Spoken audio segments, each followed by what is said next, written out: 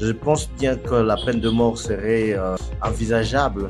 Procès Nanga et ses alliés toujours en cours à la cour militaire de Gombe. Ces derniers, malgré son absence, est poursuivi pour crimes de guerre et haute trahison. Il a d'avance été sanctionné par les États-Unis d'Amérique.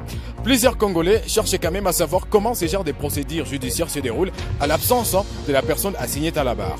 7 sur 7 magazine est allé à la rencontre de maître Hervé Bono qui nous a expliqué comment ces genres de procédures judiciaires se déroulent à l'absence même des personnes assignées à la barre. Les dossiers Koné, Nanga et consorts, c'est ça l'intitulé du dossier.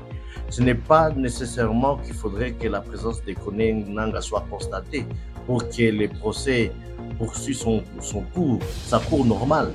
Il y a d'autres intervenants, il y a d'autres prévenus dans le dossier et ils sont en train d'être auditionnés. Donc, le procès existe bel et bien parce que c'est un dossier qui contient beaucoup de prévenus et Corneille Nanga en fait partie, qu'il soit présent ou pas. C'est un dossier dans lequel il est cité et c'est un dossier qui doit continuer et poursuivre sa cour normale.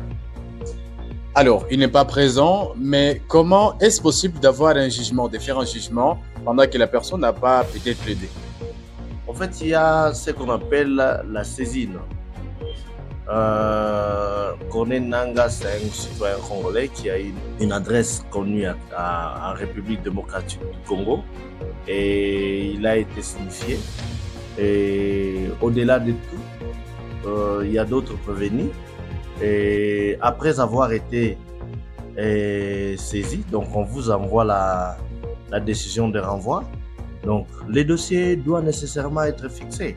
Que vous soyez là ou pas, si le tribunal vous a signifié et qu'on a trouvé quelqu'un sur l'adresse mentionnée dans l'assignation ou dans l'assignation d'une manière générale, et là, automatiquement, le tribunal sera saisi. Donc, on a signifié Corneille Nanga, on lui a signifié à l'adresse connue et le tribunal doit être régulièrement saisi. Est-ce qu'il faut qu'il soit sanctionné?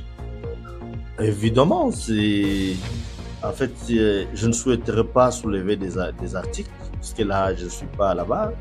Mais d'une manière générale, nous savons tous que la haute trahison, auquel je pense fait partie des préventions soulevées par le tribunal au niveau de Kinshasa. Et il y a les mouvements insurrectionnels aussi. Bon, en fait, je crois il doit y avoir un concours idéal des infractions parce qu'il y a pas mal. Corneille Nanga a trahi notre pays, il a trahi sa nation.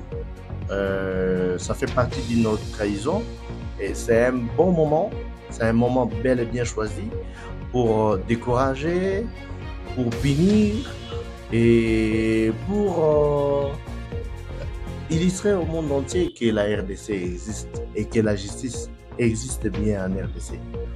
Est-ce que vous avez déjà l'image de la fin de ces procès? Ah oui, évidemment. En suivant bien les auditions, parce qu'ils sont encore dans la phase des auditions. Donc on interviewe quelqu'un, on essaie un peu de poser certaines questions pour savoir qualifier ou requalifier. C'est qui est un devoir ultime du juge. Et à la fin, nous savons qu'il y aura des condamnations pour trahison. D'abord parce que c'est ça la peine la plus l'infraction les plus lourdes.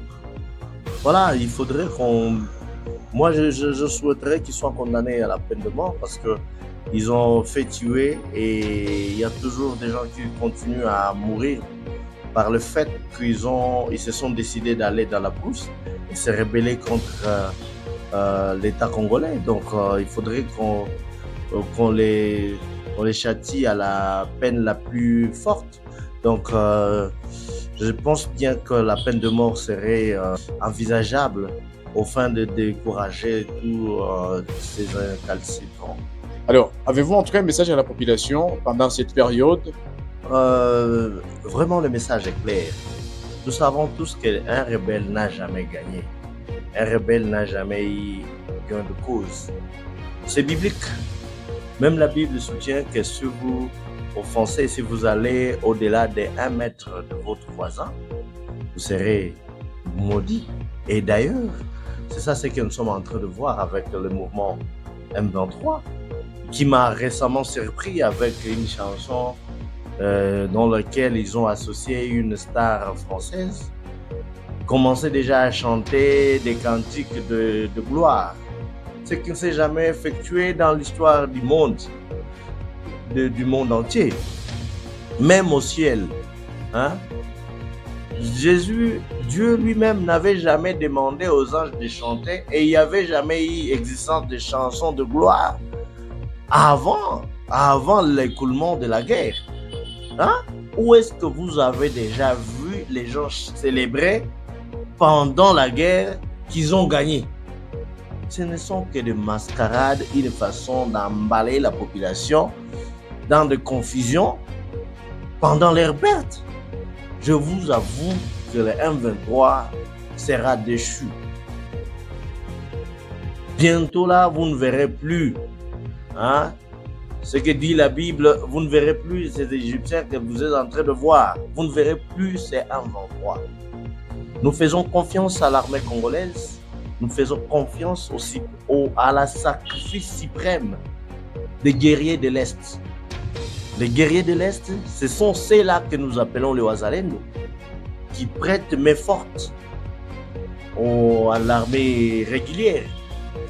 Nous voyons les Kassindiens, nous voyons les APCLS avec Janvier, nous voyons il y a beaucoup de mouvements des guerriers de l'Est qui se sacrifient jour et nuit, qui portent leur vie à main pour barricader la route à ces insurgés de M23.